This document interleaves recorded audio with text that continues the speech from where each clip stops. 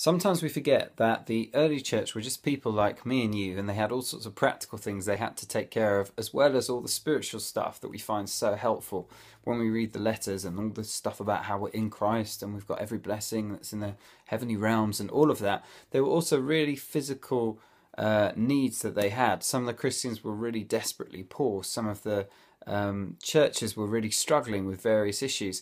And Paul here, when he's writing to the Corinthians, he's just commending them for the fact that when he was there previously and when Titus, his friend who just brought him a report about the Corinthians, was there, they were talking so much about how they wanted to be able to give and to be generous and to share with churches in need.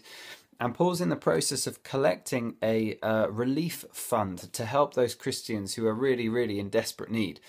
Yesterday, he referred to the Macedonian churches that had given incredibly generously, even though they themselves were very poor. They had given so much more than they could afford to help these other Christians. Isn't that in itself just a challenge to you and I, to give even more than we think is possible in order to help the church around us?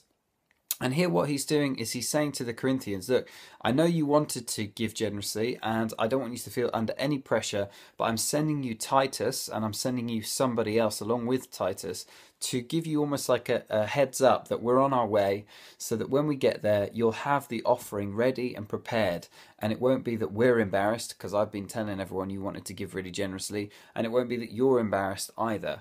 It will be that you will have time and space to generously fulfill everything that you've been talking about. If you're anything like me, you talk a good talk, but you don't always follow up with your actions. And here what Paul is doing is he's encouraging the Corinthians to turn their good intentions into actions. He doesn't want them to feel pressured, particularly in this area of money. So he's saying, look, take your time over it. Don't just do this reluctantly.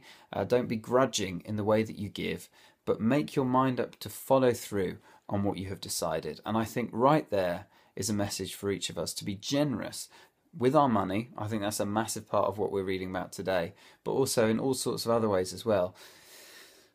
Let's not just do what we can often do, which is talk the talk to God and to fellow brothers and sisters, fellow Christians, but then in practice, we never follow through. Don't do it grudgingly, but today, choose to follow through on the intentions that you have.